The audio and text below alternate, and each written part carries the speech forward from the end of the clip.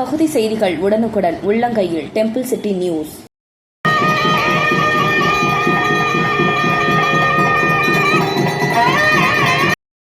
இந்து மக்கள் கட்சி சார்பில் இன்று கும்பகோணத்தில் மடத்து தெருவில் விவசாயம் காக்கும் விநாயகர் முதல் விநாயகர் வைத்து சிறப்பு பூஜைகளுடன் யாகத்துடன் பிரதிஷ்டை செய்யும் விழா நடைபெற்றது. இந்து மக்கள் கட்சி மாநில பொதுச் செயலாளர் குருமூர்த்தி ஏற்பாட்டில் நடைபெற்ற இந்த விழாவில் மாநில தலைவர் அர்ஜுன் சம்பத் மற்றும் மாநில துணைத் தலைவர் பாலா உள்ளிட்ட முக்கிய நிர்வாகிகளும் கலந்து கொண்டனர்.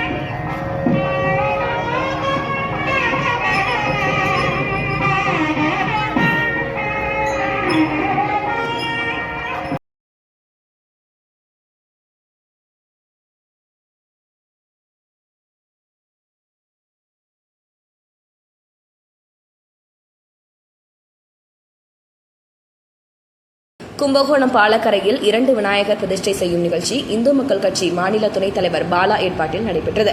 கஜபதி, கோபூஜை, அஸ்வ பூஜைகளுடன் நடைபெற்ற இந்த விழாவில் இந்து மக்கள் கட்சி தலைவர் அர்ஜுன் சம்பத் சிறப்பு விருந்தினராக கலந்து கொண்டார். இந்த விழாவில் ஏராளமானவர்கள் கலந்து கொண்டனர்.